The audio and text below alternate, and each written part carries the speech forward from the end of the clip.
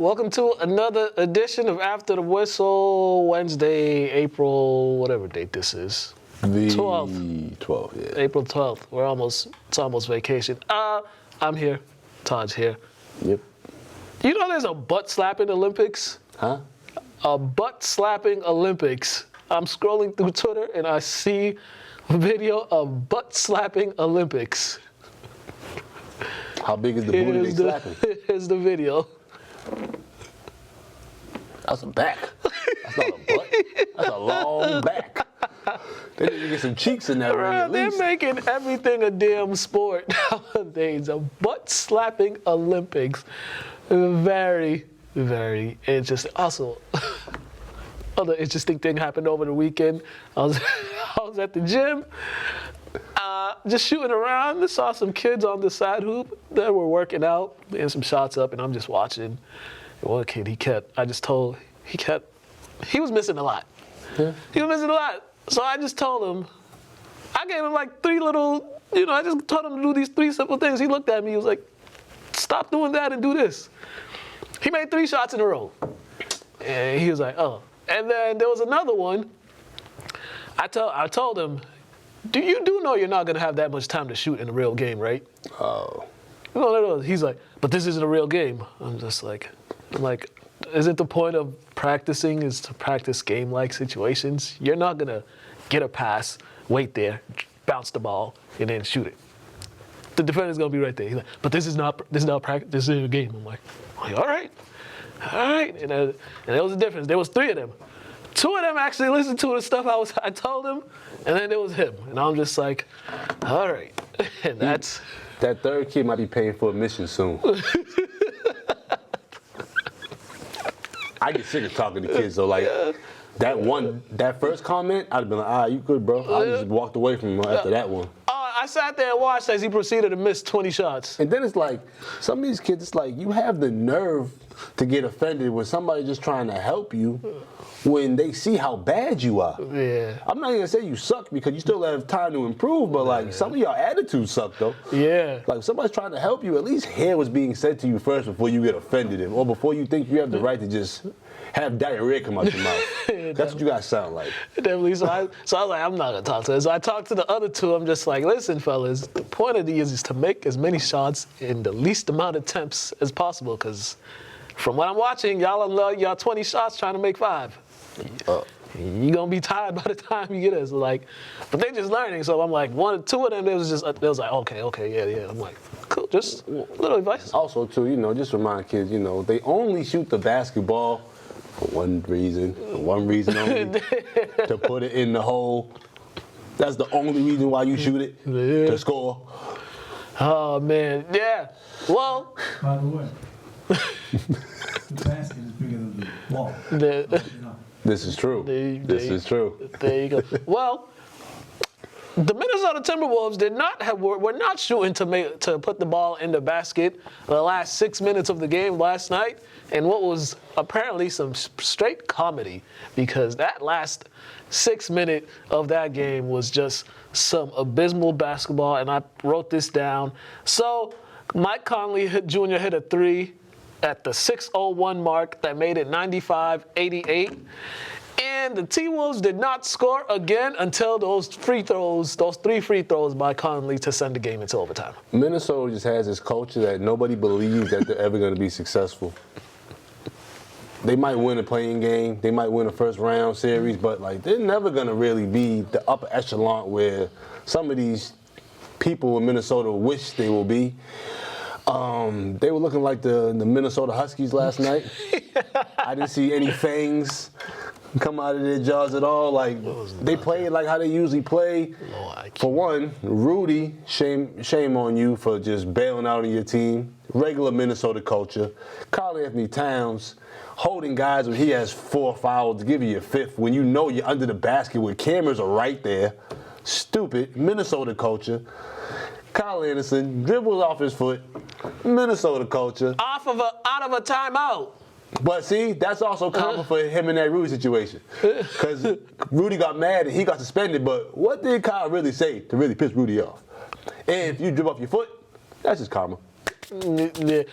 Apparently, he said maybe you should block some more shots, and Rudy said maybe you should grab some rebounds. And They both right. They're both right. but then don't be calling him and then think nothing, you kiss. Yeah. It's a trigger word, apparently. For some people. If you're not comfortable in your own skin, it's a trigger word. At some point, you got to acknowledge the fact that I'm a man. I'm not going to let this man get me out of character, especially when we're teammates. We know each other. We're like brothers on the team. So it's just, it was a build-up. Like most people say, when you're around each other for a whole year also, too, it's like at some point you're going to have little issues and scrums, but it should never happen during the game. Though. Yeah, that should have happened after the game. Yeah, definitely locker room. Yeah, definitely. But yeah, this game, geez Louise, man. Timberwolves did everything well, did everything well in the first half, and then came that last 5 minutes, 6 minutes of the game where they were just, their basketball IQ was probably the worst that I've ever saw. But, yeah, that is true. But the Lakers out-rebounded them by 11. The Timberwolves had 26 fouls to the Lakers 15. They shot terrific from the free throw line. And then the Lakers bench was 40 to the Wolves 20. The Lakers came to play. Did you know? The second half. Did you know that in the second half, the Timberwolves only went to the free throw line once? I can see that. Only went to the free throw line once. And then Karl Anthony Towns, once again, you were playing so well throughout the game, then you decided to continue hawking up threes when it was time for you to go down low. When it was winning time, that's when you're supposed to go back to the basket, get you the easy baskets, but no, he wants to stay out at the three-point line. Prime example, excuse me, you said winning time. They still don't know how to win. That's just what it is. And then I know people have convinced themselves to think that this Lakers team is going to make a deep playoff runs, and I'm just like, what? Did y'all not watch the same game that we all watched? Because LeBron and AD, they look like they needed one of them oxygen tanks at one point in this game, and now they're getting ready to play a Grizzlies team that's gonna make them run. The role players have to be more efficient and way more effective than they were last night. Definitely. There were so many open threes missed, They were many like 2 for 12. Yeah, I think they'll shoot better than they did against the Wolves, but you're gonna have to against the Grizzlies just because or you'll be down by 20, 25, 30. And the Grizzlies are projected to be maybe going to the second round, semifinals, finals. They're projected to be to go have a deep run this playoffs. And I don't know how you're gonna slow them down just up with two guys. And I like how Schroeder was playing last night. I don't speak too highly of Schroeder just because his first stint with the Lakers was awful. They had him playing a game that he just isn't trained to play. And now that he's able to just play his game, he gets to the line, gets easy buckets, makes easy plays for them. So I like how he's playing though. Yeah, definitely. We get to more on that clip, Lakers, Grizzlies in a little bit. But then the other play-in game that happened last night, Atlanta defeated Miami. Everybody was so sure Miami was a lock to beat the Hawks because they've beaten them 17 or 7 straight times Miami at home. sucks this shit, man. Terrible. They've been terrible all year. And once again, people convinced themselves to think that this team is gonna make a deep playoff run because it's playoff Jimmy time and blah blah blah. But they didn't come prepared to play this game. They were down 24. You're not gonna win any games when the rebound differential is 63 to 39. And the Hawks are not even that good of a rebounding team. No, it's just because the Heat have been able to get away with having a small big. Bam is not a 5. No. Bam is a great 4. You need a 5. I don't know when the Heat are going to figure that out, but you've been able to get away with it. But now it showed that you need a 5 when you get out-rebounded by that. That's ridiculous. Does Alonzo Mourning have a son? He does, actually. Oh. But I don't think he went to Georgetown, but I don't think he was that good. No, damn. Yeah. Oh, well, Clint Capella had 21 rebounds himself. Yeah, because he's an actual big. And that's all he does is rebounds and catches lobs. I'm hoping, granted though, the Heat, their smallest player on the team was the most effective. He came out there and brought them back on his own. He had 27 in the first half. Yeah. But once again, Kyle Lowry come off your bench giving you 33.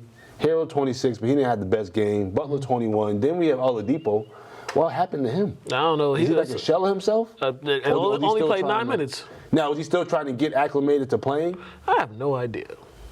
But he's just a shell of himself. That whole team, this whole team has been inconsistent the whole season. They've just been a shell of themselves this whole year. You know, they were fighting so hard all year to get back to 500. They weren't playing winning basketball at all year. They had so many injuries too, which is also why you know you got a semi-older team with like your best players are older, so And they then didn't like deal with that. the Hawks bench, 53, the Heat's 35.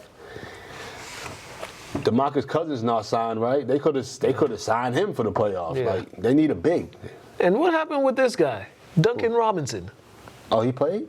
No, he has not been playing.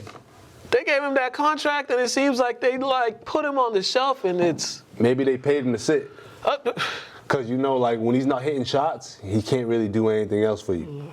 He's not a great defender, and he's not great driving to the basket or creating his own shot. So like they probably just paid him to sit, and if they need to break the glass to, you know, pull out the fire hydrant to cool things down, and I guess they'll put him in there, but they don't need him now. Yeah, well, and I mean, kudos to the Hawks though, because they haven't won in Miami in a while. So kudos to them One for more coming game, out right? ready to play. The Heat, yeah, Oh, Friday. see, all right, The Heat Friday. The Hawks are playing They won't even Friday then. Yeah, definitely. But Real quick, shout out to Udonis Haslem. Oh, yep. 20 20 years. Shout out UD, man. yeah. Old man Udonis. He's one of the Heat pillars. He's definitely on the Heat Mount Rushmore, if you ask me. Definitely. All right, as we move on.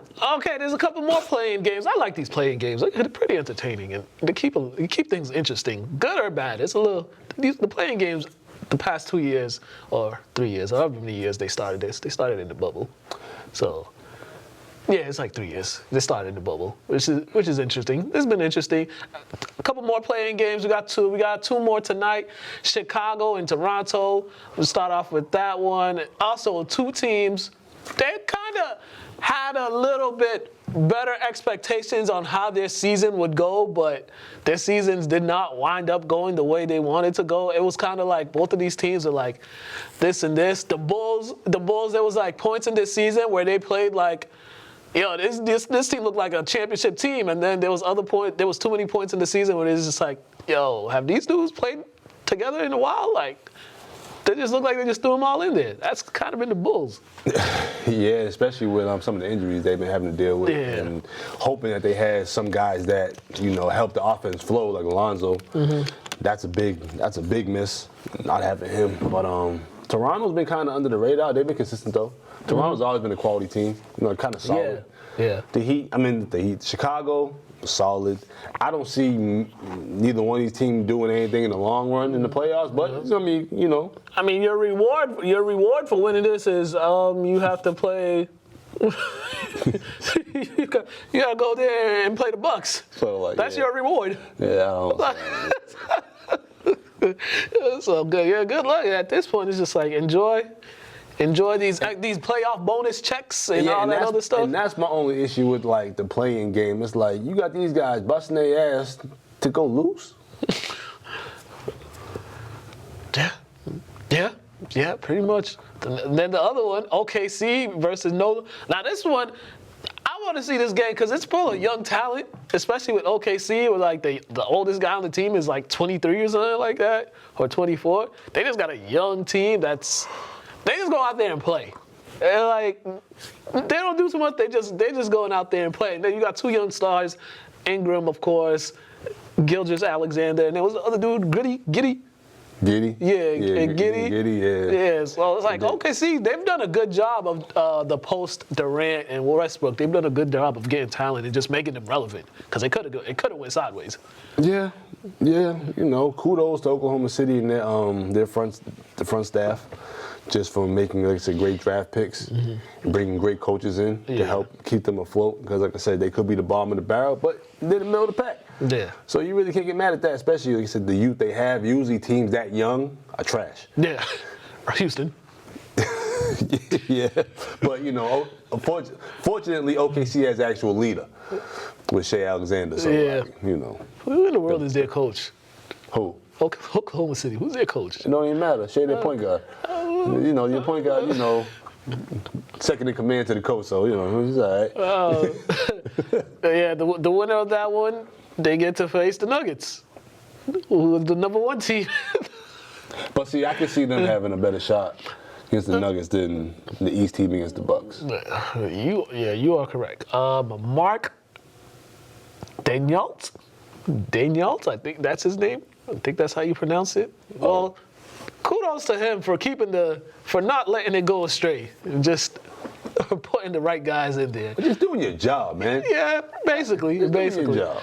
All right, let's give you some playoff previews. First up in the Eastern Conference. All right, Hawks and Celtics. The Hawks and Celtics have played a few times in their history in the postseason. The Hawks have only won one playoff series against the Celtics. That was back in 2016. Yeah, it was 2016. They won it 4-2. And good luck, because the Hawks don't play defense. They don't play defense at all. Your 2 best players are like your 2 smallest players. So there's a disadvantage there. So all the advantages towards the Celtics. The only thing the Hawks have going for them is if they start getting hot from 3, then they could make things interesting. But in the playoffs, possessions slow down, the game slows down, and it's kind of like your best player. Can your best player be better than my best player? And then I'm just gonna go with the 2 guys that are 6'10" and 6'7", 6'8" over the. Yeah. Only thing Atlanta got over the Celtics is they probably got better wings in that arena. Mm-hmm. They got Wingstop in that arena, right? I don't know. Last time I was there, they had the Chick-fil-A. They had the Chick-fil-A sandwiches flying down from the ceiling during the timeout. Yeah. Okay. Yeah. But we don't never get nothing like that. We get T-shirts being thrown, overpriced Dominoes. Oh my God!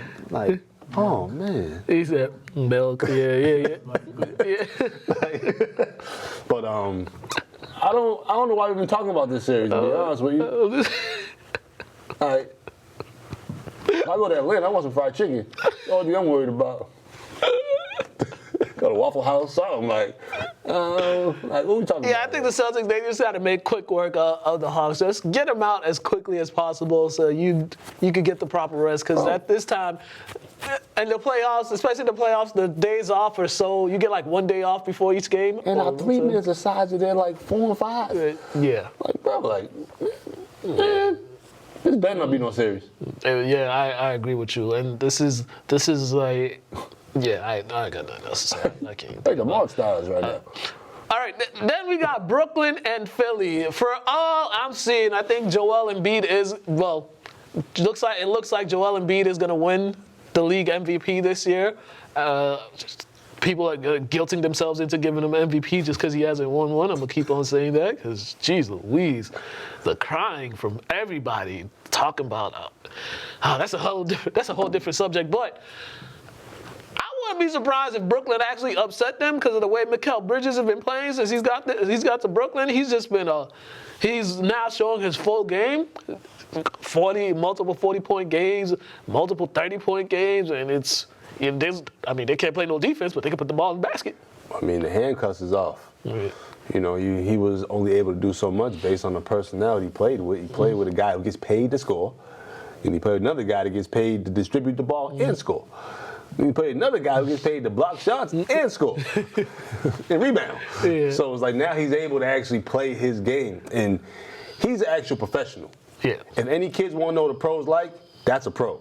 Because when you get your time and you get your opportunity, you see he has all the skills, he has the whole package, but you wouldn't know that until he gets his opportunity. Yeah. And that's what most of the guys in the league have. You just don't know that until they get their opportunity. Yeah, definitely. So that should be a fun series. But all I'm going to say is when the Sixers lose in the second round again, I hope we just have this same energy about the MVP like we did when Giannis lost in like the second round. Everybody was he's undeserving of MVP. I thought it was Jokic.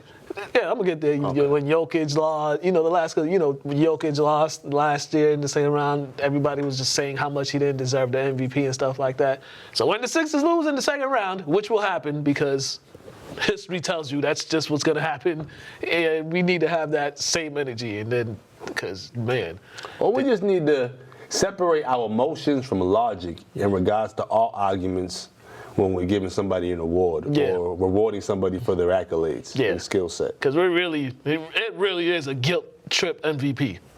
Because I think Jokic should win. Personally, I think it should be either Giannis or Jokic that should get it this year because they've had their season. Well, they both number one teams. They both have the best records in their conference and all that stuff. Putting up historic numbers. They're honestly two of the best team players that also get stats. Yeah. Indubitably. Like, that is facts. All right, and then the Knicks and Cavs, which might be the most entertaining series in the Eastern Conference because there's so many underlying stories in here. The Knicks could have had Donovan Mitchell, but they chose Jalen Brunson. All that's going on. Knicks still trying to find the Cavs are still trying to find success post LeBron and all that. The Knicks still trying to get back to giving their city hopes of them winning a championship that they're not, but they're just trying to give them hopes again. So there's a lot going on, and both of these teams are high-scoring teams, apparently. yeah.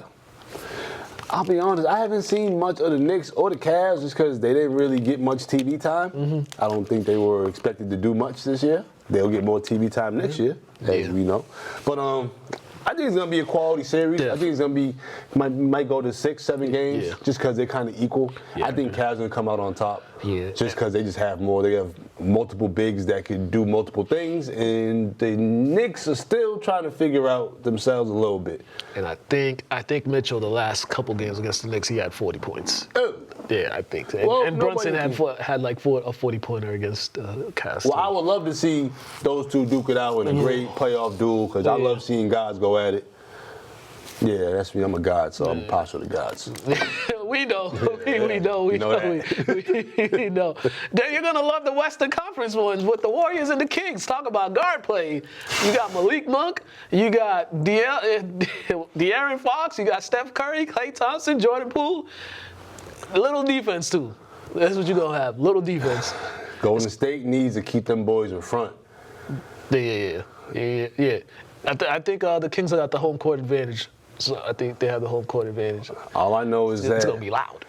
I mean, Sacramento going to run them boys off the line. Yeah. And make sure Steph doesn't run back to the line because he'll run you off and then step back and hit a couple threes on you. Yeah. Make sure you run them off the line completely and make sure Sacramento doesn't get running on you guys because I see a bunch of threes and dunks all over people this game. And the best player on the court might be Domantas Sabonis. And they haven't fully understood how to really utilize his skill set. They use him well, but they don't really fully understand how much more they can use him and how much his game can make everything a lot easier for those guys because they're playing through the guards. It just crazy to me how they got Monk. I don't understand how Monk gets shopped around like he's not nice. Yeah, me either. I don't get it. Give the man a chance. He might be on his Mike Beasley, jokes around a little bit, might not take Gary too seriously, but he's a bucket. Yeah. he come off the bench with him? I think occasionally. I'm not too sure because they got on what's his name, too Murray. So he's basically 3 though. Okay. See that dunk he had the other night? Yeah. I'm just glad they're bringing excitement back to Sacramento. They've been looking for it for 17 years. Bro, Sacramento ain't been good since Dreamcast. Right. Because I had it. White chocolate was everywhere with the tattoos. That game was dope. But let's just say they've been good. Yeah, fact. So that series, that's gonna be a fun series to watch right there. And then the next one, we got Clippers and Suns. We got Westbrook and Durant again this time meeting in the playoffs. We got Kawhi Leonard, who quietly had a great season. Quietly, just like him. Oxymoron, right? Right? And then Durant, I think he put up the first 55, 40, 90 season. Word. Yeah, this is crazy. But he didn't play 62 games. No. Don't count. I think he tweeted that too. Nah, for real. Hey, if KD saying it, hey, it is what it is. But yeah, this one is also going to be interesting because now you're dealing with 2 championship caliber teams. So it's kind of like we're getting this in the first round, and one of these teams got to lose. And I think for the Suns, they got a lot to lose because they put all their eggs in one basket with that trade they made. So it's like they're all in now because it's like, if not now, then when? And then the Clippers, I hope that the injury bug don't hit them again because it always hits them at the worst possible time. And Paul George gets injured towards the end of the season. They don't know when he's gonna come back and stuff like that. So it's always like when they have the Clippers, when they have things rolling, an injury happens and then it sets them back. So you just hope.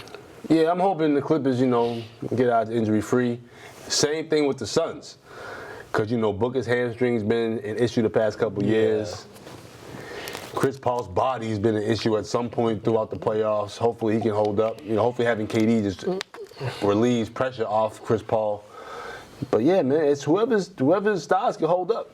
Because it seems like both parties have had injury-prone seasons the past couple years. So we're just going to see who can. And it's a 7-game series. I think this will go 7 games. So It should. It definitely should. And maybe Paul George comes back middle of it, game 3 or 4. Or, it'll make it even more interesting. And then the last one, the Grizzlies and the Lakers. Now, the last time these two teams, a couple times these two team plays, there was some near fisticuffs being thrown, but it was with fans, with Shannon Sharpe and Shannon Sharpe in his cot again. So now back once again, we got the Grizzlies and the Lakers, which is a little, there's been a little chirpiness between these two teams throughout the years. I mean, I think it was like a couple years ago when LeBron went off on them because they were doing a little bit too much talking for his liking. A bunch of, especially for guys that just got into the league, they was doing a little too much talking. My thing is, if they're doing too much talking, stop them from talking. Yeah, he actually did too, because I think he ended up with like 40 or something. Yeah, just stop them talking. You complaining about people talking, they ain't gonna stop them talking. They're gonna keep talking even more. Yeah, so this is gonna be a very interesting series, but I need y'all to stop talking yourself into believing this Lakers team because from what I've seen, what I've watched, I don't know if they could keep up with the young legs of the Grizzlies. I just think they lack effort, man. Like last night, guys on the TNT panel were saying the same thing. Yeah. While some say they think they're better than what they are, I'm not going to say that because they all better than me.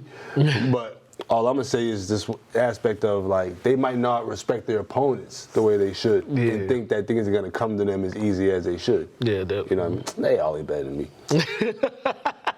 Not at all. But, not at all. I would never say that. Man, even the Grizzlies, I mean, granted, they don't have Steven Adams, for this series. He's gonna be out. Steven Adams, he don't do much scoring, but you just need somebody. You just need him there because he's there. He's the enforcer. Yeah, he's there. He just clogs the paint. Gives hard fouls. He's just like a big old security guard. He just intimidates people. Yeah, and he only 29 years old. That's the thing. He ain't even 30 yet. Every time someone talks about Steven Adams, they always bring up, he's not even 30 years old yet. He looked like he's been in the league for like 20 years. Oh, man. But, yeah, that's our breakdown of the East and Western Conference.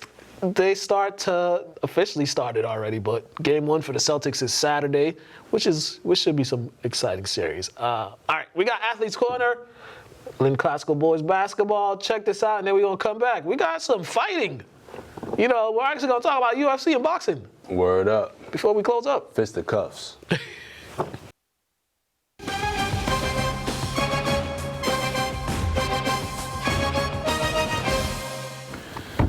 Hello, and welcome to another edition of Athletes Corner. And today we got Lynn Classical head coach, Mr. Marvin Avery, and we got Marvin Avery Jr., father-son duo today. What's going on, fellas? How are you? Good, yourself? Cold? It's always ready to go. Cold. Finished up year number 3? Yeah. I would say 2.5. We won't count the COVID. Okay. So, 2.5 for you? Yeah, we wrapped up pretty successful season. Not what we wanted to be, but expectations are high moving forward, though. So I can live with that. Okay, definitely. Young team. You had a young team. I think, how many you had? Like 2 seniors? How many seniors you had? We had 2 seniors that really played. Yeah. Those guys really missed out on a year and a half, too, with me. But we brought up 9 freshmen, and you know where we stand going to next year. So we got a good problem over there at Lynn Classical. Yeah, 9 freshmen. That's a there's a good and bad with that because the freshmen they're learning how to play on that varsity level coming from middle school. So what did they impress you? In what phase of the game, I should say, did they impress you in their first year playing big time varsity minutes? They trusted me, and then the training, and then the expectations of gaining experience at the varsity level, which is different, like you said, in middle school. Varsity is more structured, faster, the game's quicker, breaking presses, learning on the fly, and I think they did a pretty good job. Towards the end, they saw some good things and bad things as a coach, but we're going to overcome that, and we're going to work together this hardest off season, and the results will be totally different next year. Yeah, definitely. All right, Marvin, freshman year for you, made the conference All-Star, am I correct? Yeah. On the conference All-Star, got your name out there. What was it? What was the freshman year like overall? If you could sum it up, what was, in a couple sentences, what was the freshman year like for you? I think it was great because I was forced to see a lot of defenses. It just made me a better point guard overall. Even though we had a bad record, I think I learned a lot. And I think I had a pretty good freshman year. Yeah, and you guys, as the coach said, there's nine freshmen on there. But how were you guys just able to keep yourselves motivated and stuff because there is growing pains playing varsity for the first time coming from middle school and playing big minutes? How were you guys just able to help each other grow throughout the season? Just not really listening to what people say about our team or our record. Just keep on working and working towards something, even if it's not for that year, for next year. Just knowing we'll be ready. Yeah, did the game, was it how did you adjust? Was it the pace? Because everybody when they go to a new level, they always say it's the pace that really catches them off guard. Just how fast paced is it? Did you have that experience, or was it something different that caught you off guard? I wouldn't really say it really caught me off guard. I feel like I was used to it, but probably just learning my team better and being a leader, that probably was the only part. Yeah, definitely. You think it's for freshmen because you have to throw them in there, and then your point guards, they're extension of the coach on the court. How do you think he handled that aspect? Because not only he could get his scoring, but he has to get those other guys involved in the flow of the offense. How do you like the way it was handled throughout the season? I think they did a pretty good job for the most part. Sometimes we went up against more experienced team, a senior Latin team, and they developed and took advantage of our weaknesses, which was no inside post game, and they just knew our guys are capable of breaking any press. And throughout the year, as I told my team, we're not going to see a lot of man-to-man, and we're always going to see double teams and zones. So I think those guys did a pretty good job on that adjusting. And like I told you, unfortunately, a lot of teams played us 2-3 zone, or they had to double team the ball, and, put a lot of pressure on Marvin and other point guys that we had throughout the year. But for the most part, those kids did a real good job, and they gained a lot of experience, and I appreciate that, and I'm very grateful to have that. Yeah, which game was kind of a standout game for your team that you kind of saw what you've been preaching, everything come together? Which game would you say was kind of a game you saw they put everything together in a game? I'll say a game at Swampscott. We didn't know what to expect of them on Martin Luther King Day at Swampscott. Good capacity crowd. I think our guys really rose to the occasion, dealing with the 2 big centers, 6'7" and 6'6", and our guys just went to work and they did a nice job over there in Swampscott. And then the second one that really stood out, me as being a coach and me and my staff can include that, down 21 against a real good Revere senior laden team, came back, beat them in overtime, and the third one had to stick out. The score won't indicate it as much as second time we played English around. We adjusted pretty well from a very good basketball team in Lynn. English, one of the top teams in the state, and I think my guys handled that pressure very well, for the most part. So the second time around against English, the score didn't indicate what we did, but I just thought our guys adjusted well and did a great job. Yeah, definitely. Marvin, for you, which would you say those are the same, your exact thoughts with those particular games were the ones that kind of stood out that you guys got things rolling and played the game that you guys want to play? Yeah, pretty much. Yeah, I would say those 3 games.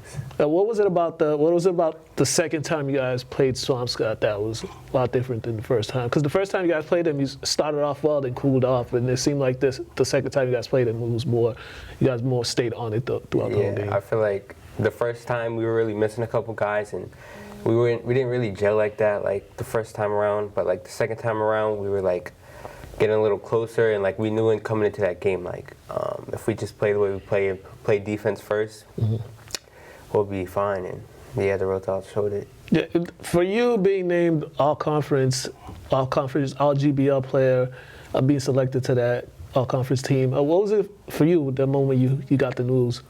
I feel like it was good because I put in like a lot of work, and I just kept on working. So when I heard it, I wasn't really surprised, but I was more like grateful or something like that. Yeah, what are some things that I'm sure you're working on them now, but what are some things you're working on now as you get ready, for your second year, and you got AAU coming up and all that, but what are some aspects of your game that you're working on for next season? I'll probably say ball handling, shooting off the dribble, and leading my team better. Yeah, you guys got 6 wins now, 10 to get to the state tournament.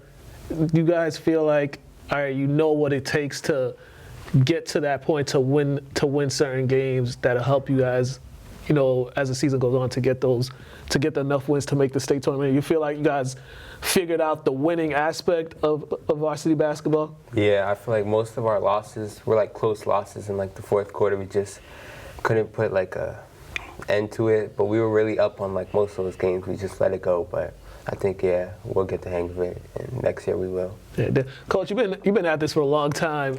The game's changed since you first started coaching. There's more emphasis on the 3-ball nowadays. The floor is more spread. I mean, how have you adjusted with the change of the way the game is played now? Because, as I said, it's a lot different from the time you started playing to the time you started coaching. Like how you've seen the changes throughout the years. So how have you been just able to adjust without the changes? I've been fortunate on both sides. Stick on that. I got a head coaching job in City Lynn at Lynn Tech at a very young age. I was more animated and into it just as much as the kids was. And as I got older with experience, coaching AAU. The game's changed and coaching's different. You can't be as animated as you were when I was younger. A little bit more time, got to be more patient with them. I still got the animation, but not as much. But for the most part, the teaching style has changed definitely. But I got some real good young kids, and they feed into my system. They're doing the right things in off season. 85% of the players are playing AAU. Other guys either running track or doing something or in the weight room. So I'm grateful in that aspect. They know what it takes now in off season. So the transition is going to be a little bit better next year. These freshman guys, they got the experience, and we know what it takes to get to 10 wins. And our goal is to take one game at a time. But it starts in the off season, as you know, being a head coach.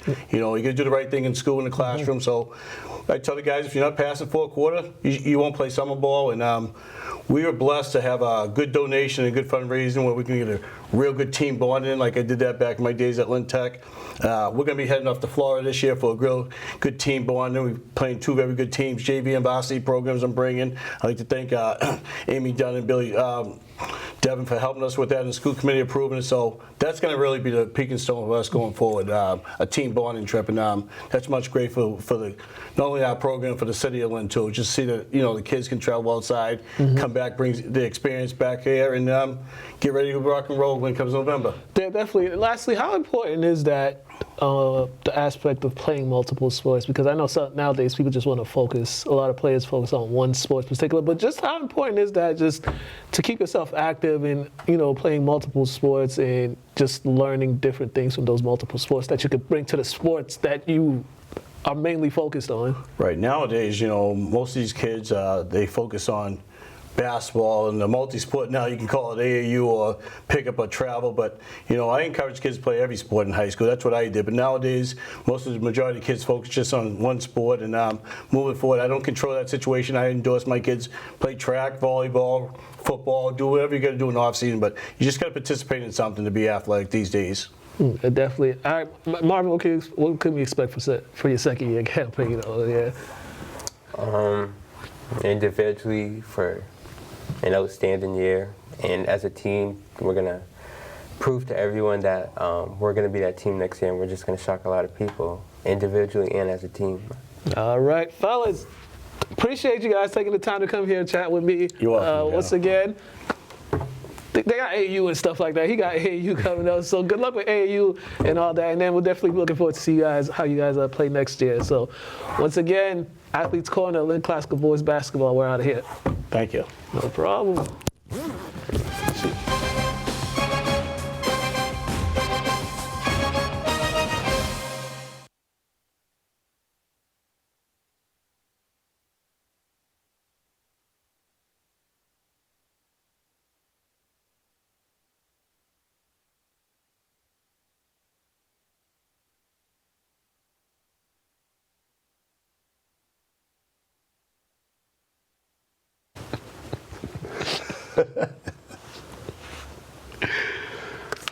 All right, and we are back. Okay, for you UFC fans, I know y'all saw it on Saturday, Adesanya with the KO of Pereira. There you go. Oh man, this put him to sleep. Almost had him, and then boom, put him straight to sleep. Had to call it. Ref had to call it. And I think this is this was a great bounce back for Israel because I think he lost his last fight. I think. No, Did he lose to him? he lost. He lost. He lost to him? Yes. Yeah, bro. Yeah. The first one, he got knocked out. Yeah, that was 2017. Well, he lost 2 fights. Yeah. When he went up in weight, and then he just lost a respectable fight by a big opponent, and then he got beat up by this dude, and then got his get back. Then bounce back. That's the great thing about USC. You always get your chance at it. And he taunted that man's son the right way. You see, he did the. Yeah. I like that. Yeah, he taught everybody their family. Yeah, I mean it's true. He did he did to him. Yeah, the son did his hair right in the ring too. Yeah, I like that. That was hilarious, That's man. dope. That's dope. Yeah, UFC continues to put on a good show, overtaking boxing and all that. So there was a lot of Mazadov. I think that's his name. Yeah, it is Mazadov. Yeah, he won his fight, and I think he announced his retirement. Did he? I thought he lost. Let me double check. That's why he retired. He said he ain't got it no more. Oh, maybe he did lose. Let me I didn't see the fight, but I saw him when he retired. I think I like legit missed the fight. Oh yeah, he did lose. He did lose. You are correct. I don't know why I thought he won. Yeah, he retired after that. I mean, he's known for winning a lot. So. Yeah. I mean, hey man. Hey, sometimes when you know it's your time to call it quits. 20-year career, you're a household name. That's tough to be in the UFC world. A lot of guys don't even last 10 years, let alone 20. I mean, shoot. You got people that be getting kicked out the UFC for not being effective. So Fighting just in general is good. It was amazing. They last 2 years. Yeah. The way. He fought Kimbo Slice. oh yeah, he fought Kimbo. yeah, R.I.P. Kimbo, but damn. Backyard. Oh. Yeah, I remember that. He been around. He been around. Yeah. This was back in college days. Like 05, 04, 06. All right. Yeah. So congratulations to all the UFC winners over this past weekend in Miami. Actually, kudos to any UFC guy that gets in the ring. Congrats to the winners, though, but kudos to anybody that gets in the ring. Yeah, to all you fighters that. Definitely. All right, and then. All right, we got some boxing. Shakur Stevenson, he fought in his hometown, and he got a nice victory in the 6th round. The fight was stopped. This is win number 20 of his career as a light heavyweight, 135 pounds. He defeated Shuichiro Yoshino. Did I say that right, Pedro? Yes, you did. Oh, hey, there you go.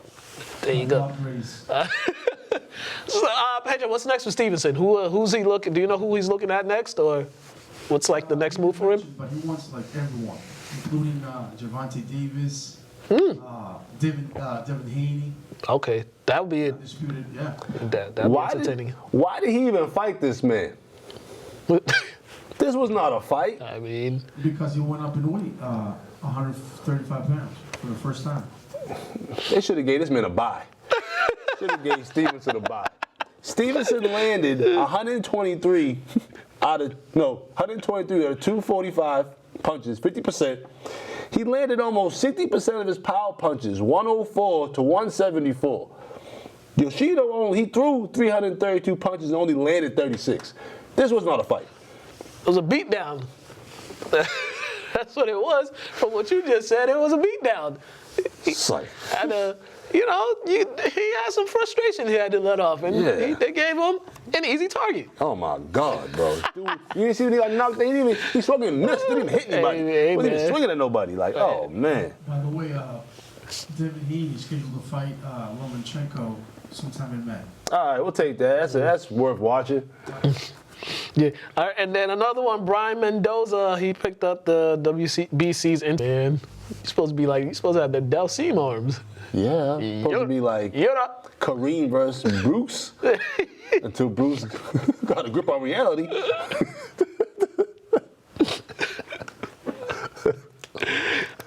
And then other boxing news, Mr. Amir Khan, he's been banned for 2 years.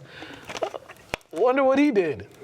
What, PEDs? PEDs and Steroids? He did something he shouldn't be doing, and he got caught for it, so he's gonna be out for 2 years, and that's a long time in fighting. When you haven't fought for 2 years, and then you're gonna have to work your way back, but then you do all these testing, they're gonna do all these, take certain tests, needles and all that stuff. So he just put himself in a terrible predicament by 2 doing that. years? That's crazy. I thought it was just like a year, I thought. Maybe he could appeal it Within a after a year or so, but that is yikes. So just 2 years of not even being able to do what you do. Remember, next Saturday, man, the biggest fight this year. Yeah, we got Davis. we got Tank Davis and Ryan Garcia. As Tom likes to say, we got the real fighter, and we got the pretty boy. Yeah, man, the guy who just want to look like he fights. Yeah. Gotta get a scout, bro. Hey, there's been a lot of talk. There's been a lot of talk, especially from Garcia, about how Tank Davis hasn't fought nobody and all that, or hasn't fought anyone like him. Garcia's been doing a lot of talking.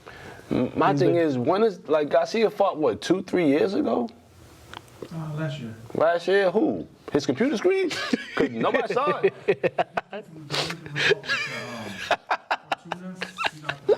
Oh, he ain't fight nobody worth fighting with. That's why nobody know about it. He ain't fight nobody. I just want you to know that the world awaits.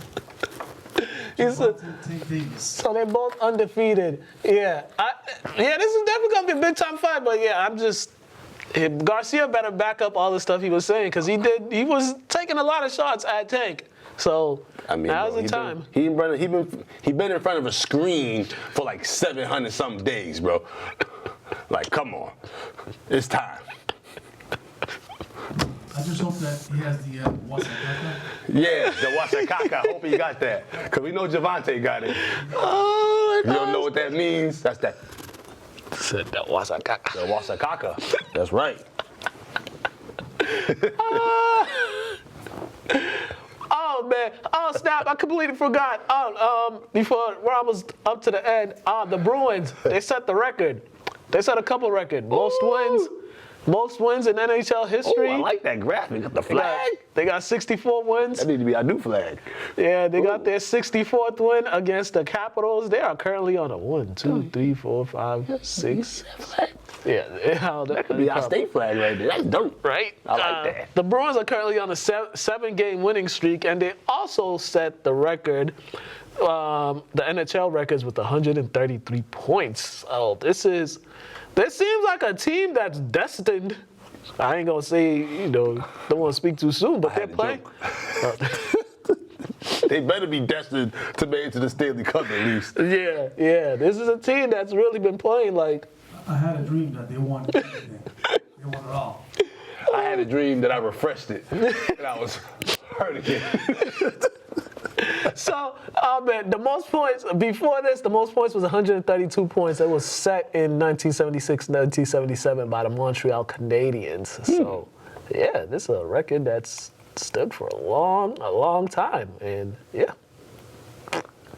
Season finale tomorrow. It's like no matter how much they try to push us out the record books and push us out of stuff, our teams just keep Bulldoze not way back in. Yeah, definitely. Oh man, it was just great. Yeah.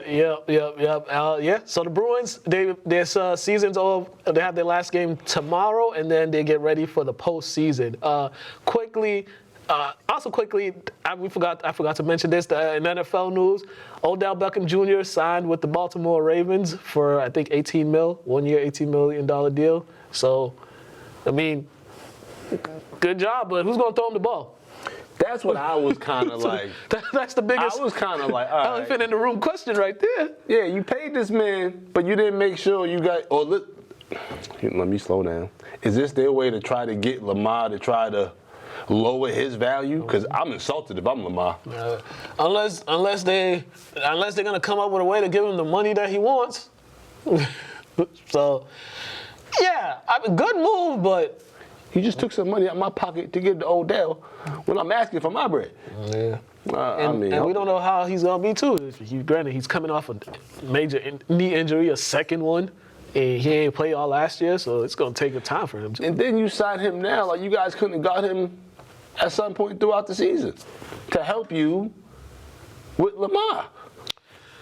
And we might not be having this conversation about, you know what I mean, certain numbers and things of that nature, because who knows what would have happened if you would have had Odell for half a season at least. Yeah, definitely. And then lastly in the NFL, the Lions, they traded their former number 3 pick, Jeff Okudah, to the Atlanta Falcons the other day.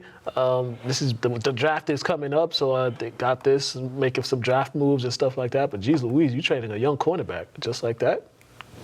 Like, what?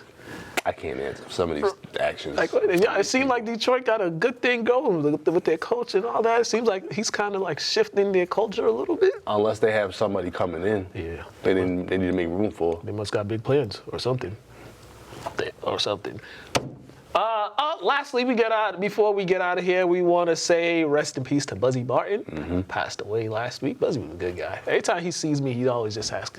He'll always just be like, "How you doing?" Especially when I got the job, when I started working at English. Anytime he sees me, he'll always be just like, "How's the new job and all that going?" His and name stuff is like Gordon? Yeah, that's what I said. I never knew Buzzy had a first name. I thought his name was Buzzy too. Me too. Or like Brandon or something with a B. But shout out to his family. My condolences to the Barton family. I've known them forever. I've had Miss Patricia Barton as my VP. I've known Birdie my whole life. You know what I mean? Shout out to Alex, his nephew. Yeah. Overall, good guy. He was just a good guy. He was just a good guy. Nice guy. And they have a plethora of siblings as well. I know I missed a couple. So just shout out to everybody in that family. Yeah, definitely. And he also led English to a state championship appearance, coaching. Pedro just told us he used to ref, which I didn't know. I wish I would have known. Got me some calls. I remember when I played during the 90s. He probably. Sweet Smile. I'm always at the city council meetings and stuff like that. I will see him. Give me a hug. Just, hey man, I love you. Type of thing. Great guy. And also, he was always at every game, every basketball game for all the schools. He was at the game to watch and support. Rather it be English, it be St. Mary's, it be Lynn Tech, Lynn Classical, everybody. He'll be at the game, just there to support and watch. That's just the type of person he was. He's one of the sons of the city, man. Yeah. That's what I like to call people. Yeah, definitely. Lynn that actually, I want to say support and offer advice, because like I said, he's gave so many people advice over the years. Yeah, definitely. You will be missed, Buzzy. You will be missed. So we are out of here. Next show, no show next week because I won't be here. So we'll see y'all in a couple weeks. But you can go to lyntv.org and watch past shows, and you can also watch some of the other stuff that we got up there, like a whole bunch of basketball games that are up there. So make sure you do that. And mad kids at school be watching us. Yeah. Also, if you want to see the elementary All-Star game, check that out. So yeah, we're out of here.